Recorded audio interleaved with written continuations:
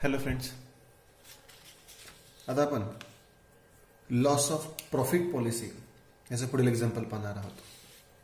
Second नंबरचं example आधी पाहूयात आपण. From the following particulars prepare A claim for loss of profit. Accounts prepare for the year ended 31st December 98 show the profit 65,000 after debiting constant expenses, त्याला आपण standing charges म्हणतो, स्थिर खर्च of ₹75,000 all इन्शुर्ड, हे सगळे इन्शुर्ड आहेत, अँड सेल्स अमाऊंटेड टू ₹11,20,000. म्हणजे 98चा नेट प्रॉफिट दिलाय, स्टँडिंग चार्जेस पण दिलेत आणि सेल्स पण दिलाय. Fire occurred in the premises on 1st July 99 and affected sales for 4 months. म्हणजे आपल्याला इंडेमिनिटी पिरियड 4 months दिलाय. आता डिसलोकेशन पिरियड जर वेगळा दिला असेल तर दोन्हीपैकी कमी असेल तो घ्यायचा, पण मला वाटतं ह्याच्यामध्ये डिसलोकेशन पिरियड काही दिलेला नाही, म्हणजे हाच आपल्याला 4 monthsचा घ्यायचा. Sales for 4 months ending on 31st October 98 and 31st October 99 were ₹3 lakh and ₹40,000 respectively. Policy taken of ₹2 lakh and sales for the year ended 30th June 99 were ₹12,50,000. From the above information, calculate claim if business show an increasing trend of 10%. Normal example आहे, एकाच पद्धतीने solve करणार आहोत. Loss of profit आपल्याला calculate करायचं आहे. आता याच्यामध्ये पहिल्यांदा आपण घेतो date of fire. Date of fire आता तुम्ही एक्झाम्पल होमवर्क म्हणून सॉल्व्ह करू शकता. ह्याच्यामध्ये तुम्ही इन्क्रीजिंग ट्रेंड फक्त दाखवू नका, ॲज इट एक्झाम्पल सॉल्व्ह करा तुम्ही. इथे डेट ऑफ फायर किती दिलेलं आहे बघा. Fire occurred on 1st July 99, 1/7/99 date of fire दिले. आता याच्यानंतर आपण पहिली स्टेप करतो इंडेमनिटी पिरियड, आणि आपल्याला माहित आहे इंडेमनिटी पिरियडची सुरुवात ही डेट ऑफ फायरलाच होते. म्हणजे किती तारखेला होणार आहे, 1/7/99 ते किती महिन्याचा कालावधी दिला त्यांनी, sale affected sales for 4 months, बरोबर. म्हणजे इथे आपल्याला 4 monthचा कालावधी दिलाय, म्हणजेच 1/11/99. आणि या कालावधीचा टर्न ओव्हर, या कालावधीचा टर्न ओव्हर खाली दिलाय बघा. Sale for 4 months ending on 31st October 98 and 31st October 99. आता इथे 7 आणि 4 11, 11वा महिना म्हणजेच कोणता महिना आहे, नोव्हेंबर. 1 नोव्हेंबर लक्षात घ्या, 1 नोव्हेंबर म्हणजेच 31 ऑक्टोबर लक्षात घ्यायचं. ऑक्टोबर आणि नोव्हेंबर एक दिवसाचा फरक चालतो.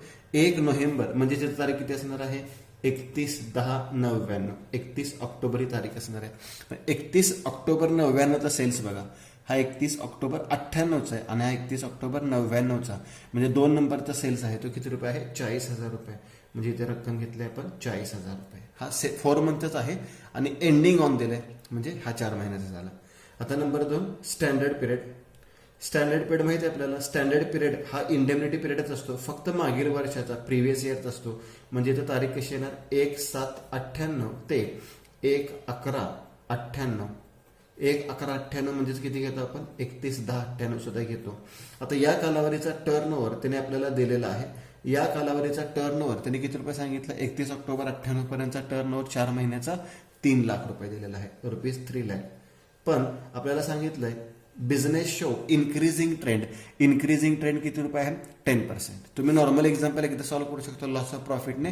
हे ऍडजस्टमेंट विचारात न घेता, आणि हे ऍडजस्टमेंट दिले असेल तर आपण 2 ठिकाणचे सेल्स इन्क्रीज करतो. मग इथे पुढे मी लिहितो +10%, म्हणजेच ऍडजस्टेड स्टँडर्ड टर्न ओव्हर किती रुपये मिळणार आहे, 3,30,000. 3 लाख पूर्वीचा होता, +10% म्हणजे 30,000 प्लस करायचे, म्हणजे 3,30,000. डिक्रीजिंग ट्रेंड असतं तर -10% केले असते, म्हणजे 2,70,000 आले असते. यानंतर तिसरी स्टेप करतो आपण short sales. Short sales is equal to काय इक्वेशन आहे आपलं, स्टँडर्ड पिरियड टर्न ओव्हर किंवा adjusted standard period turnover म्हटलं तरी चालेल, minus indemnity period turnover. Indemnity period turnover. मग standard period turnover adjust करून किती आला होता, 3,30,000 वजा इंडेमनिटी पिरियड टर्न ओव्हर किती होता, 40,000. म्हणजे वजा बाकी इथे किती आलेले आहे, 2,90,000 रुपये आलेले आहे. शॉर्ट सेल्स आले 2,90,000. चौथी स्टेप कोणती स्टेप करतो आपण, जीपी रेशो. आणि जीपी रेशोची इक्वेशन माहिती आहे आपल्याला, काय इक्वेशन आहे, net profit plus insured standing charges. Net profit plus insured standing charges divided by sales, common मध्ये लिहायचं आहे, × 100. आता इथे नेट प्रॉफिट असेल, स्टँडिंग चार्ज असतील, सेल्स असतील, हे मागच्या वर्षीचे घ्यायचे आहेत. मागच्या वर्षीचे म्हणजे 98चे घ्यायचे आहेत आणि हे सगळं आपल्याला दिलेलं होतं एकाच वाक्यामध्ये. 31 डिसेंबर 98चा सेल्स, नेट प्रॉफिट दिलाय 65,000, स्टँडिंग चार्जेस दिलेत 75,000, ऑल इन्शुर्ड आहेत आणि सेल्स आहे 11,20,000. मग नेट प्रॉफिट कितीला होता? 65,000 प्लस स्टँडिंग चार्जेस ऑल इन्शुर्ड आहेत किती आहेत? 75,000 भागिले सेल्स मागच्या वर्षीचं किती दिलाय? 11,20,000 गुणिले 100 इंटू 100. मग करूयात कॅल्क्युलेशन आता. 65,000 अधिक 75,000 गुणिले 100 भागिले 11,20,000 म्हणजे जीपी रेशो 12.5% येतोय. आणि याच्यामध्ये कुठेही तुम्हाला जीपी रेशो इन्क्रीज करा म्हणून सांगितलं नाही. बऱ्याच अशा ऍडजस्टमेंट सांगितलेले असते की जीपी रेशो इन्क्रीज बाय 2.5%. तर मग इथे तुम्ही 2.5% ऍड केलं आणि 15% केला तरी चालतो. आता याच्यानंतर नंबर 5. आता 5वी स्टेप मी सांगितलेलं आहे तुम्हाला पहिल्या एक्झाम्पलमध्ये सुद्धा. 2 पद्धतीने आपण करू शकतो. मी दोन्ही पद्धतीने इथे देणार आहे. इथे आपण आधी पहिली पद्धत घेऊया जी आपण नेहमी वापरतो ती loss of profit. Loss of profit is equal to काय इक्वेशन आहे लॉस ऑफ प्रॉफिटचं? शॉर्ट सेल्स गुणिले जीपी रेशो. शॉर्ट सेल्स गुणिले जीपी रेशो. शॉर्ट सेल्स किती आले होते? 2,90,000 गुणिले जीपी रेशो किती टक्के आहे? 12.5%. याच्या कॅल्क्युलेशन याच्या समोरच लिहितो मी. 2,90,000 गुणिले 12.5% म्हणजे रक्कम किती आलेली आहे? 36,250. आपला लॉस ऑफ प्रॉफिट झालं. आता शेवटची step claim is equal to loss of profit गुणिले amount of policy taken divided by amount of policy ought to be taken.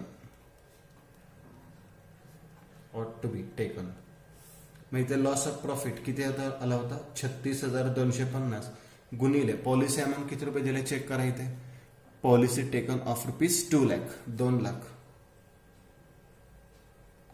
Divided by आता amount of policy ought to be taken ही रक्कम आपण शोधून काढतो. Amount of policy ought to be taken is equal to बरोबर sales for 12 months ending on date of fire गुणिले GP ratio. आता याच्यामध्ये सुद्धा इन्क्रीमेंट दाखवायचे जसे आपण इथे 10% इन्क्रीमेंट दाखवली होती इन्क्रीजिंग टेंडर 10%चा. आधी आपण sales for 12 months ending on date of fire शोधूयात. डेट ऑफ फायर 1/7/99 1/7/98 ते 1/7/99 हा सेल शोधून काढायचा आहे.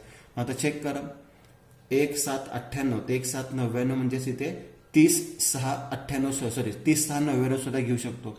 मग इथे दिलंय बघा सेल्स फॉर इयर एंडेड 30 जून 99 30/6/99 म्हणजेच 1/7/99 लक्षात घ्या.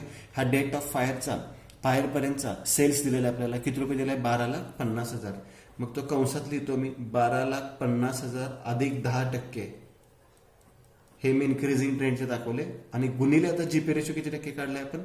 12.5%. मग कॅल्क्युलेशन करूया. आधी 12,50,000 अधिक 10% घेतला मी तर रक्कम आली 13,75,000 आणि त्याचा मग 12.5% जीपी रेशो काढला 12.5% तर रक्कम आलेली आहे 1,71,875 रुपये. 1,71,875 रक्कम ही आलेली आहे. आता करूयात मग 1,71,875 ने भागायचं आहे. मग करूया कॅल्क्युलेशन आता 36,250 गुणिले 2 लाख भागिले 1,71,875 म्हणजे आपल्याला रक्कम मिळेल 42,181 रुपये. रक्कम मिळाली 42,181 रुपये. ही आता या केसमध्ये आपली क्लेमची व्हॅल्यू आहे 82,181. ही व्हॅल्यू आपण विचारात घेत नाही कारण आपले लॉस ऑफ प्रॉफिट किती 36,250 आणि आपला क्लेम त्याच्यापेक्षा जास्त किमतीचा होऊ शकत नाही. तर यासाठी एक पॉईंट तुम्ही आणखी एक लक्षात ठेवायचा आहे की अमाऊंट ऑफ पॉलिसी टेकन याची रक्कम नेहमी काय पाहिजे, कमी पाहिजे, आणि amount of policy ought to be taken याची रक्कम नेहमी काय पाहिजे, जास्त पाहिजे. जर amount of policy ought to बी टेकनची रक्कम जास्त असेल आणि पॉलिसी अमाऊंटची रक्कम कमी असेल तरच ॲव्हरेज क्लॉज ऍप्लिकेबल होतो, अन्यथा ॲव्हरेज क्लॉज ऍप्लिकेबल होत नाही. म्हणजे इथे आपला ॲव्हरेज क्लॉज ऍप्लिकेबल होत नाही. मग खाली एक तुम्ही नोट लिहून ठेवायची आहे, average clause is not applicable and therefore the amount of claim should be ₹36,250. म्हणजे इथे क्लेमची व्हॅल्यू किती असणार आहे, 36,250. आणि दुसऱ्या मेथडने पण आता सॉल्व्ह करून बघत आपण. दुसऱ्या मेथडने आपल्याला किती रक्कम मिळणार आहे, 36,250. आता हेच एक्झाम्पल आपण ह्याच्यामध्ये मी सांगितलं की शेवटची स्टेप फक्त आपण चेंज करूया आणि मग आपलं आन्सर किती येतं ते चेक करूया. आता इंडेमिनिटी रेशो जर आपण कॅल्क्युलेट केला तर आपलं आन्सर किती येते हे चेक करूया. जीपीए रेशो नंतर आपण डायरेक्ट काय कॅल्क्युलेट करतो, इंडेमिनिटी रेशो. जीपीए रेशो नंतर आपण डायरेक्ट कॅल्क्युलेट करतो indemnity ratio. Indemnity ratio is equal to, याचं सूत्र काय आहे, amount of policy divided by sales for 12 months ending on date of fire. Sales for 12 months ending on date of fire into 100. आता example मध्ये policy amount किती होती check करा. Policy घेतली होती 2 लाख रुपयाची, divided by sales for 12 months ending on date of fire किती रुपये होते, 12,50,000. त्याच्यामध्ये इन्क्रीजिंग ट्रेंड होता 10%चा अधिक 10% गुणिले 100, म्हणजेच 2 लाख भागिले, आता 12,50 मध्ये 10% ऍड केल्यावर 13,75,000 येत आहेत. मग असे आपण ते पाहिले होते, गुणिले 100. मग रेशो किती येते बघूयात, 2 लाख गुणिले 100 भागिले 13,75,000, म्हणजे रेशो आपला मिळालेला आहे 14.54%. आता या दोन्हीपैकी कोणता रेशो घ्यायचा असतो, जो कमी आहे. मग जो कमी आहे तो कोणता रेशो आहे, जीपी रेशो. मग शेवटची स्टेप करूया आपण, number 6. Claim is equal to short sales गुणिले जीपी रेशो. शॉर्ट सेल्स गुणिले जीपी रेशो. आता इथे शॉर्ट सेल्सची रक्कम किती आली होती, 2,90,000 गुणिले जीपी रेशो किती टक्के होता, 12.5%. मग 2,90,000 गुणिले 12.5% म्हणजे उत्तर किती आलेलं आहे, 36,250. ही रक्कम कशाची मिळालेली आपल्याला, क्लेमची मिळालेली आहे.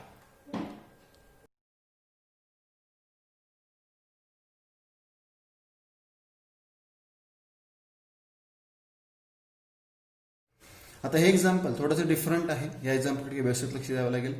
Mahesh has taken a loss of profit policy of ₹90,000 under which the period of indemnity is 3 months. आपल्याला 3 महिन्याचा कालावधी दिलाय. His account for the year ended 31st March 2002 show the sales of ₹7 लाख. आपल्याला सेल्स दिलाय 31 मार्च 2002 पर्यंतचा, म्हणजे पूर्ण वर्षाचा असणारा 12 महिन्याचा हा 7 लाख दिलाय. नेट प्रॉफिट 70,000 दिलाय आणि स्टँडिंग चार्जेस दिलेले आहेत 3,500. स्टँडिंग चार्जेस याची रक्कम दिलेली आहे 3,500. On 1st July 2002 fire occurred which resulted part suspension of his business activity. He present the following data regarding sales. आपल्याला 2001 चे जुलै, ऑगस्ट, सप्टेंबर, ऑक्टोबर, नोव्हेंबरचे सेल्स दिलेत आणि 2002 चे जुलै, ऑगस्ट, सप्टेंबर, ऑक्टोबर आणि नोव्हेंबरचे सेल्स दिलेले आहेत. The sales for 12 months ended on 30 June 7,50,000 आहेत. It is estimated that improved method of production since April 2002 would increase the profitability by 2.5% on sales. म्हणजे आपल्याला GP वाढणार आहे 2.5%. इन्क्रीजिंग ट्रेंड किंवा decreasing trend दिलेला नाही. Find out claim under loss of profit policy. परत आता एक्झाम्पल इथे आपण सुरुवात करतो डेट ऑफ फायरने. आपण सुरुवात करतो. याच्यामध्ये डेट ऑफ फायर आपल्याला इथे दिलेलं आहे on 1st July 2002 fire awkward. 1/7/2002 आपल्याला डेट ऑफ फायर दिले. मग आपण पहिल्यांदा काय करतो, इंडेमनिटी पिरियड काढतो. आता इंडेमनिटी पिरियड हा 1/7/2002 म्हणजे ज्या तारखेला आग लागलेली आहे त्या तारखेला सुरू होतो आणि कालावधी इंडेमनिटीचा 3 मंथ्स आहे. इथं आपल्याला कुठेही डिसलोकेशन पिरियड दिलेला नाही, त्यामुळे तोच घ्यायचा. 3 महिन्याचा म्हणजे 1/10/2002 पर्यंत, 7 ते 10 3 महिन्याचा आला. आता देअर फॉर टर्न ओव्हर. आता हा टर्न ओव्हर आपल्याला नीट शोधून काढायचा आहे. बघा 1/7 ते 1/10 म्हणजे कुठले कुठले महिने येणार ते सांगतो. 7 म्हणजे कुठला महिना येणार, जुलै येणार, 8वा येणार, ऑगस्ट येणार, 9वा म्हणजे सप्टेंबर येणार, 1/10 म्हणजे ऑक्टोबर येणार नाही कारण की आपला 3 महिन्याचा इंडेमनिटी पिरियड आहे. मग जुलै, ऑगस्ट, सप्टेंबर याचा टर्नओव्हर घ्यायचा 2002चा.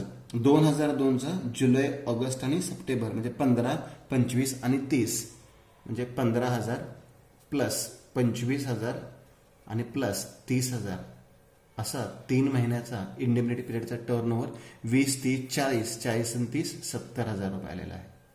बरोबर. आता यानंतर point number 2 standard period. Standard period हा 1/7/2001 ते 1/10/2001 लक्षात आलं. म्हणजेच तोच कालावधी फक्त मागच्या वर्षीचा घ्यायचा. मग जुलै, ऑगस्ट आणि सप्टेंबरचा घ्यायचा आहे. मग खाली देअर फॉर टर्न ओव्हर. आता 2001चा घ्या, 65,000, 70,000 आणि 68,000. 65,000 अधिक 70,000 अधिक 68,000 म्हणजे ही रक्कम मिळणार आहे तुम्हाला 6, 6, 12, 19, 20 म्हणजे 2,03,000. 2,03,000 आणि ते इन्क्रीजिंग किंवा डिक्रीजिंग ट्रेंड नाही. मग number 3 short sales is equal to standard period turnover. Standard period turnover minus indemnity period turnover. Indemnity period turnover. Standard period turnover किती आहे 2,03,000 वजा इंडेमनिटी पिरियड टर्नओव्हर किती आहे 70,000 म्हणजे वजाबाकी आली 1,33,000.